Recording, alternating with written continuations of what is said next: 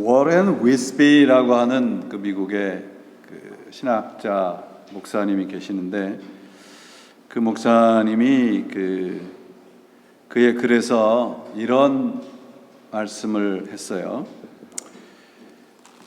When ministry becomes performance, then the sanctuary becomes a theater.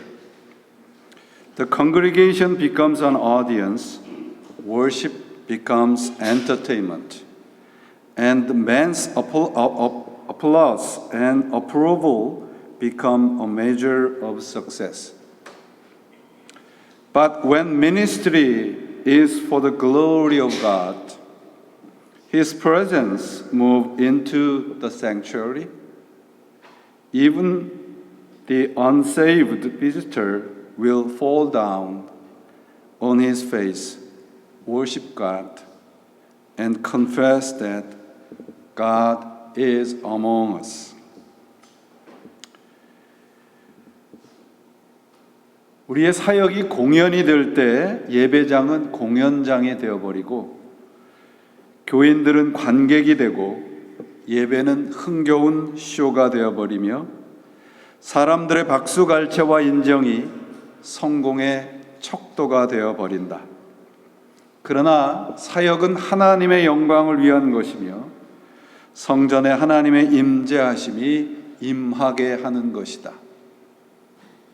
그렇게 하면 믿지 않는 사람들마저도 하나님 앞에 무릎을 꿇고 예배를 드리며 하나님이 우리와 함께 하신다는 고백을 하게 된다.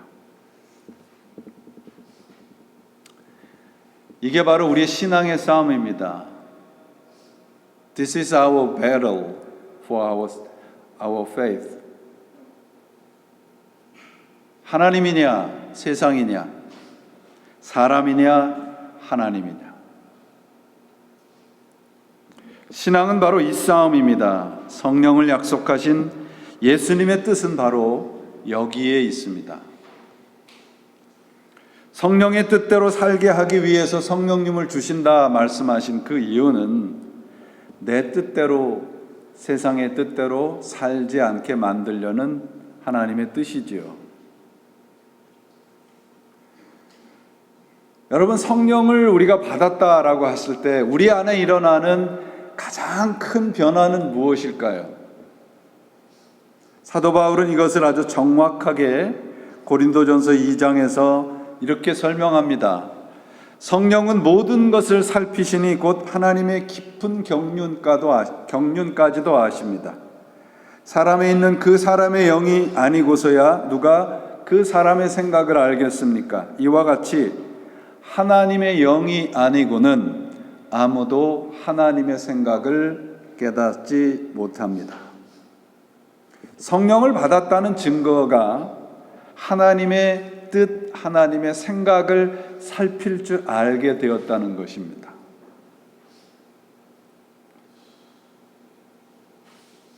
다른 말씀으로 들으면 우리가 성령을 받았다라고 하는 증거는 뭐냐 하면 내 생각, 내 뜻, 내 의견을 하나님의 뜻이라고 우기지 않게 된다는 것이에요.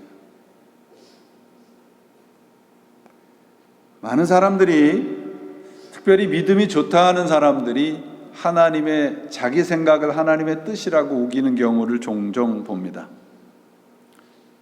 예수 이름을 아무리 들먹이고 하나님을 이용해도 이런 신앙은 성경적인 신앙과 거리가 있습니다. 여러분, 베드로를 생각해 보세요. 예수님을 그리스도라고 고백을 했습니다. 하나님의 아들이라고 고백을 했습니다. 그러나 예수님은 그를 향해서 사탄이라 물러가라 꾸짖었습니다. 근데 참 재밌는 것은 여러분, 베드로와 12 사도와 그리고 사도 바울이 성령을 받은 이후에는 한 번도 자기의 생각을 하나님의 뜻이라고 우기지 않았다는 것이에요. 그렇다면 여러분, 우리가 신앙생활을 하면서도 왜 하나님의 생각을 하나님의 뜻을 제대로 알지 못하고 자꾸 내 생각과 내 욕심과 욕망을 하나님의 뜻이라고 우기게 될까요? 오늘은 성령과 관계돼서 이 말씀을 좀 살펴보려고 합니다. 여러분, 성령은 하루 세 끼 일용할 양식입니까? 아니면 여러분들이 가끔 드시는 특식이나 보약일까요? 예? 예, 너무 잘하셔요. 근데 성령이 꼭 특식처럼 생각을 하는 분들이 있어요. 하루 세 끼 잘 먹는 게 얼마나 건강해지는 거 우리 잘 알잖아요. 사람은 하루 세 끼를 잘 먹을 때 건강해집니다. 성령은 무슨 특별한 날에 좋은 음식점에 가서 음식을 먹는 것과 그런 특식 정도로 생각을 하니까 우리가 그분의 뜻을 잘 알지 못해요. 성령은 우리가 한순간에 무슨 축제, 한순간에 어떤 특별할 때 먹는 보약과도 같은 것이 아니고요.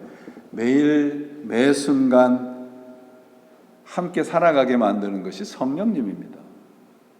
그런 사람이 성령님의 뜻에 우리가 항복할 수 있는 거예요.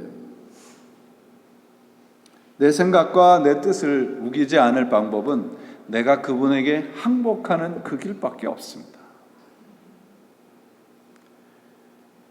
내 생각과 내 뜻을 하나님의 뜻이라고 우기는 것이 바로 오늘날 현대의 가장 큰 영적인 적이라고 생각을 합니다. 성경도 성령을 의식적으로 무시하는 것을 성령 회방죄라고 얘기를 했어요. 내 생각과 내가 가지고 있는 계획과 다르면 우리는 성령님께서 말씀하시는 것조차도 듣지 않아요. 우리 아이들 말로 콩가루 집안이라고 그러잖아요. 콩가루 집안이 어떤 집안이 콩가루 집안입니까? 서로 자기 목소리만 내는 집안이 콩가루 집안인 거예요. 하나님과 우리와의 관계에서 우리는 어느 쪽에든지 항복을 해야 되는데 그것이 하나님의 뜻입니다. 하나님의 생각입니다. 성령님이 우리에게 있다는 것은 여러분, 하나님의 마음을 알게 되는 거예요. 그게 성령을 받았다는 증거라는 것이죠. 오늘은 성령에 대한 세 번째 가르침입니다. 첫 번째가 우리 14장 26절에 성령님께서 우리에게 오시면 하나님의 말씀을 가르치시고 그 말씀이 생각나게 한다. Teach and remind 였습니다. 그렇죠? 성령으로 새롭게 돼서 내 생각, 내 뜻대로 살지 않게 되는 이유가 뭐냐? 성령님이 내 안에 차 있으면 하나님의 말씀이 생각이 나는 거죠. 그러므로 어떤 순간에도 하나님의 말씀이 먼저 생각나는 사람, 성령 충만한 사람입니다. 두 번째는 죄와 의와 심판에 대해서 세상의 잘못을 깨우쳐 준다는 것이었습니다. 그럼 성령님께서 죄에 대해서 성경은 죄가 무엇이라고 말씀하고 있습니까? 죄는 예수를 믿지 않는 것이라 했습니다. 예수를 믿지 않는다는 말씀은 다른 것을 믿는다는 말씀이라고 전해드렸습니다. 내가 가진 것, 내 생각, 그런 것들을 의지하는 것이 성령 받지 못한 증거인 거예요. 의에 대해서도 말씀을 한다고 했죠. 의라고 하는 것은 하나님과 올바른 관계라고 그랬습니다. 하나님과 동행하기 위해서 필요한 것은 하나님과 우리와 인생의 보폭이 같아야 돼요. 목적지가 같아야 돼요. 그게 의로운 관계입니다. 하나님은 오른쪽으로 가자고 하시는데 나는 왼쪽으로 가고 싶을 때 우리는 어떻게 해야 합니까? 내가 하나님과 의로운 관계라는 사람은 내 생각을 접고 주님의 방향으로 방향을 바꾸는 것입니다. 심판에 대한 말씀도 마찬가지입니다. 이 세상은 하나님의 심판을 피할 사람이 아무도 없어요. 우리도 마찬가지입니다. 그러나 우리의 신자의 심판은 뭐냐? 우리 삶의 과정과 열매에 대한 하나님의 점수 매김입니다. 성령님께서 그 심판을 잊지 않게 하심으로 오늘도 내 생각과 내 뜻대로 살지 못하게 하시는 거예요. 오늘 세 번째는 성령의 가르침, 세 번째는 성령님의 가르침에, 성령에 대한 가르침의 가장 중요한 부분입니다. 12절, 내가 아직도 너희에게 이를 것이 많으나 지금은 감당하지 못하리라. 지금은 감당하지 못한다고 말씀을 합니다. 감당한다는 것은 짊어지고 운반한다는 뜻인데요, 우리에게 주님의 말씀을 짊어질 힘이 우리에게 지금은 없다는 말씀이에요. 우리의 영적인 무능력함을 가리키는 것이기도 하지만, 이 말씀에는 성령을 따라 살아갈 때는 지금은 감당하지 못하지만 성령님께서 감당케 해준다는 말씀인 거죠. 여러분, 지금 왜 예수님께서 이 세상을 떠나시면서 성령님을 약속하셨는가를 다시 한번 우리가 확인을 하셔야 돼요. 예수님께서 제자들에게 내가 이제 떠날 것이라는 말씀을 요한복음에서 무려 15번을 하십니다. 그런데 떠나시면서 성령에 대한 언급이 요한복음에 무려 24번이 나와요. 그러니까 예수님이 떠나고 성령이 오신다는 말씀은 한마디로 말씀드리면 나는 너희와 영원히 작별하는 것이 아니라는 말씀인 거죠. 예수님의 떠남은 우리를 버리는 것이 아니고요, 연락을 두절하시는 것도 아니고 우리를 잊어버린 것이 아니다. 그 증거가 뭐예요? 성령님입니다. 여러분들이 요한복음 17장 우리가 이제 앞으로 살펴볼 텐데, 여러분들 요한복음 17장을 꼼꼼히 읽어보시기 바랍니다. 기도가 안 되실 때 있잖아요. 힘들고 어려울 때, 기도가 안 되실 때 제가 기도를 가능케 하는 두 가지 팁이 있는데, 하나는 시편을 소리내서 읽으시는 겁니다. 두 번째는 요한복음 17장을 소리내서 읽어보십시오. 주님이 얼마나 절절하게, 얼마나 절실하게 우리와 성령님과 함께 살아가는 것을 원하시는가, 요한복음 17장을 읽어보시면 정말 우리 가슴 속에 예수님의 마음을 느끼실 수가 있으실 것입니다.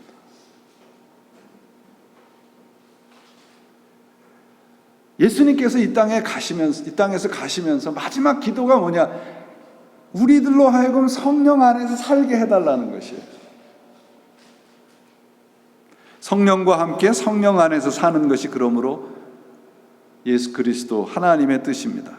그런데 여러분, 예수를 믿고 성령 안에 살아간다는 것은 나는 성령님을 믿습니다, 성령의 오심을 믿습니다 라고 하는 고백으로 저절로 모든 것이 된다 안 된다? 저절로 되는 것이 아닙니다. 아니에요. 우리가 정말 필사적으로 성령님을 쫓아가려고 애를 써야 됩니다. 예수님께서 그러시잖아요. 너희가 목숨을 다하고 마음을 다하고 목숨을 다하고 뜻을 다하여, 이 다한다는 말씀은 필사적이라는 뜻이에요. 예수를 믿을 때 필사적으로 믿으라는 거예요. 어영부영 믿어서는 여러분, 성령에 대해서 우리는 아무것도 모르고 신앙생활 마칠 수 있어요. 오늘날 교회들이 신자들로 하여금 무슨 다른 거에 정말 어영부영 다 마음을 뺏기게 만든단 말이죠. 성령님은 우리가 해야 할 일을 대신해 주시는 분이 아닙니다. 예수 믿는 것은 여러분, 자라가는 거예요. 가만히 있어도 저절로 자라는가? 그렇지 않습니다. 13절 보세요.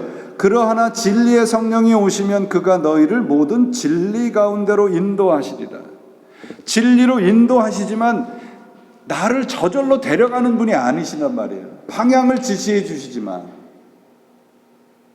성령 충만에 대해서 오해하는 부분이 이 부분입니다. 성령을 받으면 내가 할 일을 성령님이 다 해주시지 않아요. 지금은 내가 감당할 수 없다는 것을 예수님이 아신다고 말씀하셨잖아요. 그러니까 지금은 감당치 못하지만 성령님과 함께 살아가게 만드시면서 내가 그 일을 감당케 할 때까지 성령님께서 우리를 떠나시지 않는다는 것입니다. 지금은 연약하고 부족하지만 성령 안에서 우리가 살아갈 때 우리는 온전한 그 자리까지 도달하게 되는 것입니다. 그러면 여러분, 성령 충만하게 살아간다. 여러분 모두가 성령을 받으셨기 때문에 이 자리에 오신 거잖아요. 그렇죠? 아멘이죠? 예. 성령을 받은 사람들입니다. 성령 받은 사람들에게 필요한 건 여러분, 제가 조금 심하게 말씀드리면 무슨 뭐 방언하고 뭐 이런 거 아니에요. 성령 받은 사람들에게 가장 중요한 건 뭐냐? 순종입니다. 말씀에 대한 순종이에요. 왜냐하면 여러분, 하나님의 뜻을 따라가려 그러면 가장 먼저 뭘 해야 돼요? 내 뜻을 접어야죠. 내 생각을 포기해야 하나님의 생각과 하나님의 뜻을 따라갈 거 아닙니까? 성령님이 우리에게 계심으로 내 생각을 포기하게 만드는 게 그게 순종이에요.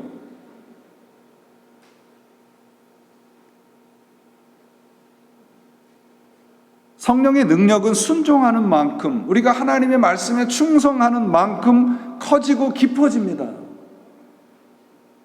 무슨 특별한 일 하시고 뭐 특별한 집회 가셔서 방언하고 입신하고 그런다고 해서 성령의 능력이 내 안에 깊어지고 커지는 게 아니고요. 하나님의 말씀 안에서 순종하고 충성할 때 그 성령의 능력이 내 안에서 깊어지고 커지는 거예요.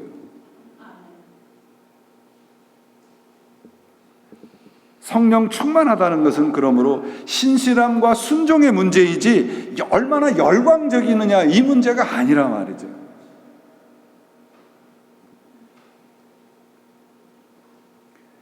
빌헬름 텔 가곡 그 베토벤 교향곡 9번 합창에 나오는 환희의 송가를 작시한 쉴러라는 그 작품이 있는데 거기에 이런 말이 나와요.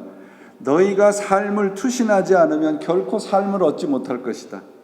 너무 많이 생각하면 아무것도 하지 못할 것이다. 아까 제가 처음에 인용해 드렸던 위버라는 분이 이런 말씀을 또 했어요. The Christian life is not a playground. It is a battleground. 여러분, 성령 충만한 삶을 우리가 삶이라고 하는 배틀그라운드에서 살아내셔야 돼요. 성령님 오시옵소서 눈물 흘리고 콧물 흘린다고 해서 성령 충만한 삶이 가능한 것이 아니라 말이에요. 다른 거 하려고 하지 마시고 우리가 올해 한 해 우리가 해야 할 일은 뭐냐? 하나님께서 우리에게 말씀하신 이 성령님이 우리와 함께 하신다고 하는 이 성경 말씀, 하나님의 말씀에 순종하는 겁니다. 충성하는 겁니다. 그러면 성령의 능력이 내 안에서 깊어지고 커질 것이에요. 우리 모두가 올 한 해 이 성령의 이 능력을 우리 모두 경험하시기를 바랍니다. 이게 정말 필요한 신앙이에요, 우리 안에. 저절로 되지 않아요. 우연히 되지 않아요. 성령님 오시옵소서 주문처럼 외우면 되는 거 아니고 교회 예배당 들락거린다고 되는 것도 아닙니다. 톨스토이가요, 우리의 생각으로 하나님을 붙잡으려고 하는 이 모습을 비유적으로 그물의 비유를 썼어요. 이렇게 얘기를 합니다. 생각으로 하나님을 의식하려고 하고 포착하려고 하는 것은 그물로 바닷물을 잡으려 하는 것이나 손바닥으로 바람을 잡으려 하는 것과 똑같은 일이다. 성령 하나님은 그렇게 의식되어지거나 포착될 수 없습니다. 그냥 우리가 하나님 앞에 이렇게 서면 되는 거예요. 그게 순종인 거예요. 여러분, 성령이란 말이 루하우란 말인데 그 말의 뜻은 여러분 잘 아시듯이 뭐예요? 바람이란 뜻입니다. 그래서 성령을 신바람이라고도 얘기를 합니다. 그러면 바람을 우리가 잡을 수 있습니까? 없습니까? 없습니다. 그러면 성령을 우리가 잡을 수 있을까요? 없을까요? 없어요. 그럼 어떻게 해야 됩니까? 우리가 성령 안에 내 자신을 다 노출하면 돼요. 다 드러내면 됩니다. 오늘 여기 바깥에서 바람 불잖아요. 그 바람을 우리가 온전히 바람의 모든 것을 느끼려면 가서 우리 모두를 노출시키면 되는 거예요. 우리 신앙의 문제는 뭐냐 그러면 성령을 자꾸 붙잡으려고 한단 말이에요. 내 노력과 정성으로 성령을 붙잡으려고 하니까 성령님과 관계가 없어요. 우리가 성령님 안에 우리 자신을 드러내야 되는 것입니다. 진리라는 말, 우리가 여기 진리의 성령이 임하시면 이러잖아요. 진리라는 그 헬라어 말이 알레테이라는 말인데요. 알레테이아라는 말의 뜻은 뭐냐면 숨겨진 것이 없이 다 드러난다는 뜻입니다. 그러면 우리가 진리의 성령을 받으면 앞과 뒤가 같아야 돼요. 아무것도 은폐되거나 아무것도 숨겨진 것이 없어야 돼요. 누구 앞에서? 하나님 앞에서. 제 자신이 가끔 그런 걸 보고 깜짝깜짝 놀랍니다. 제 자신이 하나님 앞에 서면서도 자존심을 못 버리겠는 거예요. 깜짝깜짝 놀랍니다. 제 자신이. 하나님 앞에 우리가 자존심 세울 게 뭐가 있어요? 그 자존심이 감추고 싶은 거예요. 하나님 앞에서. 진리의 성령이 임하시면, 곧 알레테이아, 그게 임하면 그런 것이 없이 그분 앞에 온전히 아기처럼 드러내는 거예요. 그게 성령의 사람입니다. 성령에 사로잡혔다는 말은 그러므로 자신을 온전히 드러낸다는 말이에요. 그 요한 웨슬레 그 목사님이 그래서 우리가 성령님 앞에 어떻게 우리를 온전히 드러낼 수 있을까? 그래서 세 가지를 얘기를 해요. 하나는 기도, 두 번째는 말씀 묵상, 세 번째는 성례전입니다. 그게 무슨 말씀이에요? 우리 삶 속의 모든 부분을 하나님 앞에 숨김없이 드러내라 말이에요. 특별한 때, 특별한 날, 특별한 어떤 이벤트를 가지고 내가 뭔가를 성령님을 붙잡으려고 성령님 오시옵소서 하지 말고 내가 그분 앞에 온전히 나는 어느 한순간도 성령님 앞에서 살아가지 않는 적이 없다라고 하는 그런 우리 신앙으로 살아가야 되는 것입니다. 그러면 어떻게 돼요? 우리는 성령의 모든 것을 받고 살아가게 되는 것입니다.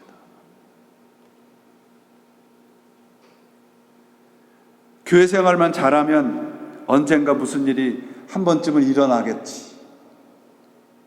그렇게 생각하시는 분들 간혹 있습니다.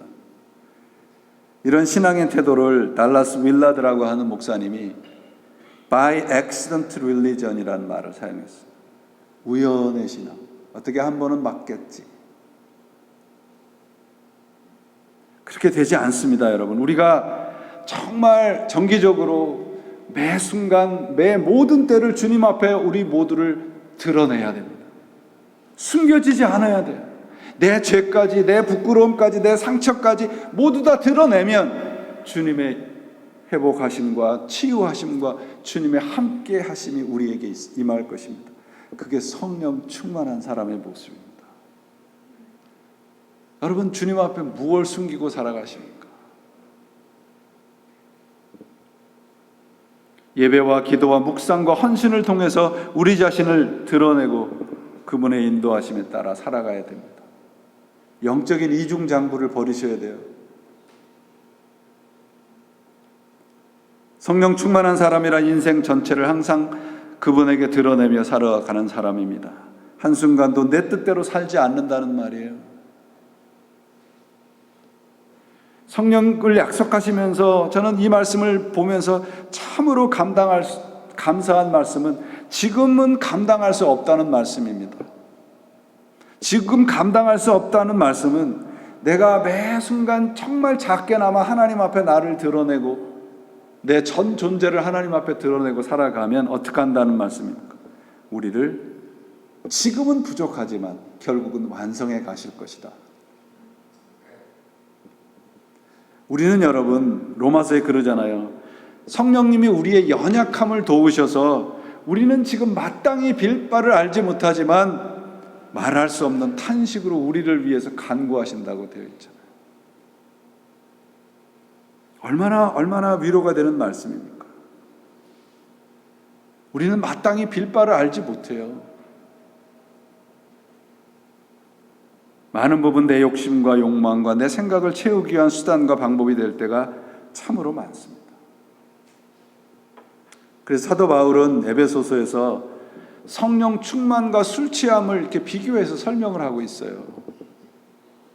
성령에 취하라는 말씀은, 술에 취한다는 말씀은 술의 지배를 받는다는 거잖아요. 성령에 취한다는 말씀은요, 성령의 지배를 받는다. Being controlled by Holy Spirit. 우리가 성령 충만하다는 것은 not just to live with the Holy Spirit. 성령 충만하다는 것은요, being controlled by Holy Spirit. 어떤 성도님들은 그저 성령님이 내 안에 계셔, 성령님과 함께 살아, 그러면서 성령님의 컨트롤을 받지 않아요. 그런 의미가 없단 말이에요, 여러분. 누구의 컨트롤을 받고 살아가십니까? 그래서 성령을 진리의 영으로서 우리를 진리로 인도하신다고 되어 있잖아요. 우리를 내 욕망을 채우고 내 성공을 위한 것으로 성령님이 인도하시는 게 아니고요, 진리 가운데로 인도하신다고 되어 있어요. 이 모든 진리라고 하는 게 뭐예요? The whole truth. 이게 뭐예요? 구원에 이르는 진리라는 거예요. 구원에 이르는 진리는 무엇입니까? 예수 그리스도잖아요. 성령을 받았다. 내가 성령님이 나를 인도하시는 그 목적지가 어디예요? 예수 그리스도를 통한 구원이에요. 그래서 예수님께서 뭐라고 말씀하세요? 내가 길이요 진리요 생명이라고 말씀하시잖아요. 예수님이 바로 진리입니다. 예수가 없는 자리, 예수님과 동떨어진 자리, 그게 뭐예요? 사탄의 자리인 거예요. 구원을 받았다는 것은 그러므로 예수를 닮아가고 이 땅에서 우리가 작은 예수로 살아가는 거예요. 쉽지 않습니다. 그런데 이 길이 아니면 구원이 없습니다. 오늘 본문 13절과 14절 말씀을 보세요. 오늘날 많은 사람들이 환호하고 있는 형통과 번영의 신앙과 얼마나 반대되는 말씀을 하고 있습니까? 보세요. 진리의 성령이 오시면 그가 너희를 모든 진리 가운데로 인도하시리니 그가 자의로 말하지 않고 오직 듣는 것을 말하시며 장래일을 너희에게 알리시리라. 첫 번째로 진리의 영이라고 말씀하시고, 두 번째는 스스로 말하지 않는다고 되어 있어요. 내 생각대로 말하거나 살지 않는다는 것이죠. 내 생각대로 내 마음대로 하나님의 말씀을 편집하는 것을 이단이라고 합니다. 이런 의미에서 오늘날 많은 교회들이 이단일 수 있습니다. 기독교의 탈을 쓰고 딴소리 하는 것이 정말 오늘날 가장 심각한 이단인 거예요. 신앙은 여러분, 우리가 좋아하는 것을 예수 이름으로 하는 게 아닙니다. 신앙은 나에게 좋은 것을 그분의 뜻대로 하는 거예요. 그러므로 내가 좋아하는 것을 버리지 않으면 성령님께서 인도하시려고 하는 그 자리를 우리는 갈 수가 없어요. 내 생각과 내 의지와 내 이성과 모든 것 내려놓고 그분이 이끄시는 대로 가야 됩니다. 그 자리가 어디예요? 진리의 자리입니다. 그 자리가 구원의 자리입니다.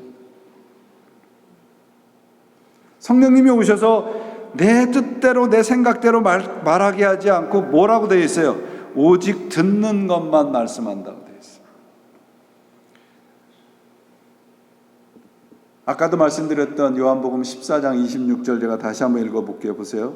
보혜사 곧 아버지께서 내 이름으로 보내실 성령 그가 너희에게 모든 것을 가르치시고 내가 너희에게 말한 모든 것을 생각나게 하리라. 주님께서 말한 모든 것이 무엇입니까? 이게 우리 신앙의 근거고 신앙의 기초입니다. 주님께서 말한 모든 것이 뭐예요? 이 세상에서 성공하고 형통하고 세상에서 떵떵거리며 사는 겁니까? 아닙니다. 십자가이고 주님과 함께 죽는 것이고 내 생각을 버리는 것이고 높아지는 것이 아니고 낮아지는 거고요. 이득을 보는 게 아니고 손해보는 것이고요. 커지는 게 아니고 작아지는 겁니다. 그게 주님께서 우리들에게 말씀하신 모든 거예요. 그걸 생각나게 하신단 말이에요. 그러면 그것이 생각나는 사람은 어떻게 살겠습니까? 높아지려 하지 않고 낮아지겠죠. 커지려지 않고 작아지겠죠. 남을 그 위에 서려 하지 않고 남을 섬기려 하겠죠. 이득을 보려 하지 않고 손해보려 하겠죠. 그게 예수님께서 가르치신 모든 겁니다. 예수님께서 가르치신 모든 것은 그러므로 무엇입니까? 십자가와 부활입니다. 그것을 믿는 사람은 온전하게 주님의 뜻대로 살아갈 수 있습니다. 세 번째로 장래의 일을 말씀하신다고 되어 있어요. 여러분, 지금 이 예수님께서 이 말씀을 하시는 요 시점이 참 중요한데, 요 시점이 성령 강림 사건이 있는 약 50일 전입니다. 그러면 이 50일 동안 벌어진 일이 무엇입니까? 성령이 이 땅에 오신 그 시점, 그 동안의 50일 동안 어떤 일이 벌어졌습니까? 십자가의 고난과 죽음과 부활입니다. 그러고 벌어진 일이 무엇입니까? 성령이 임하신 겁니다. 그러므로 장래일이라고 하는 것은 무엇입니까?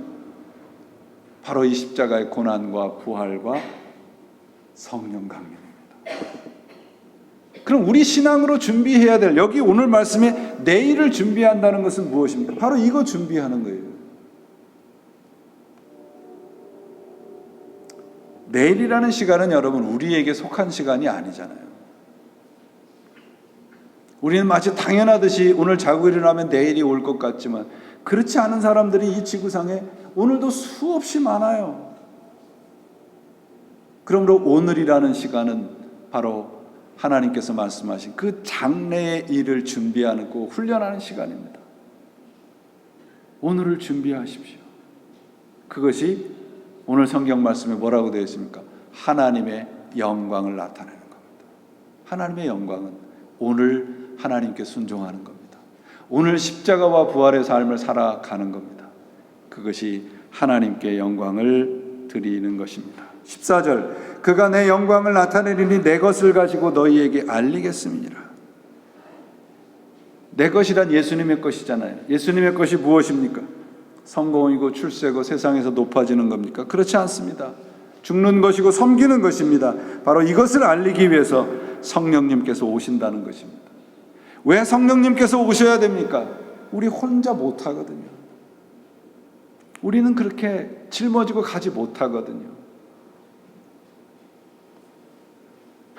우리 스스로 할 수 없기에 성령님께서 오늘도 도와주시는 겁니다. 여러분, 우리가 성령의 사람으로 살아가는 것은 내가 계획하고 내가 만들어 놓은 것이 내 뜻대로 되어질 때가 아니고요. 내가 계획하고 내 생각대로 살아가는데도 그 뜻대로 되지 않을 때 하나님께 항복하는 것이 성령의 뜻입니다. 이 세상에서 누리는 최고의 삶을 천국의 삶이라고 동일시하지 마세요. 천국은 예수님의 것만이 있는 곳입니다.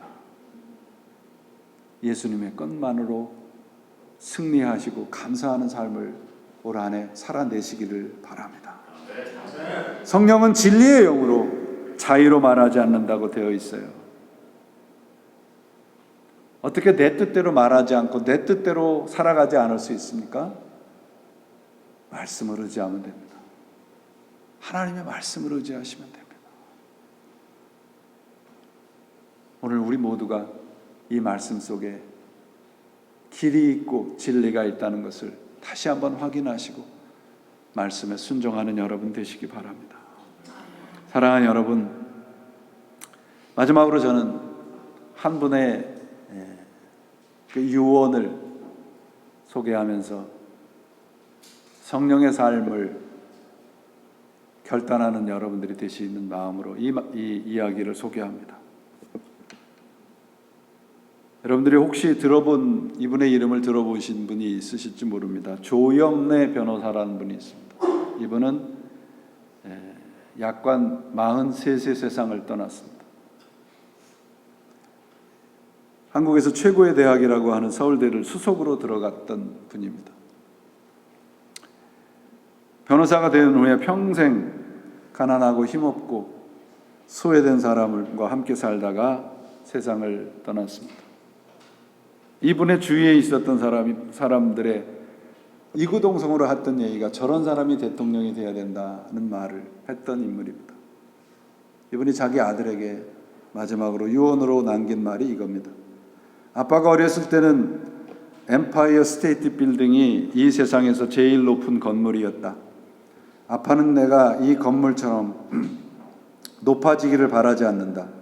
세상에서 제일 돈 많은 사람이 되거나 제일 유명한 사람, 높은 사람이 되기를 원하지도 않는다. 작으면서도 아름답고 평범하면서도 위대한 건물이 얼마든지 있듯이 인생도 그런 것이다. 건강하게, 성실하게, 즐겁게 하루하루 기쁨을 느끼고 또 남에게 기쁨을 주는 그런 사람이 되기를 바랄 뿐이다. 실로 그것이야말로 이 엠파이어 스테이트 빌딩처럼 높은 소망이 될지도 모르지만,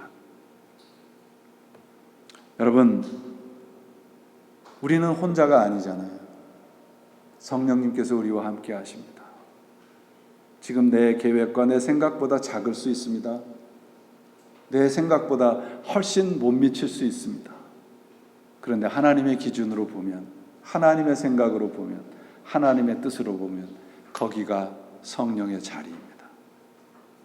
오늘 우리에게 주어진 삶이 지금 내 눈에 보이기 어떠하든지 모르지만 그것으로 일희일비하지 마시고요.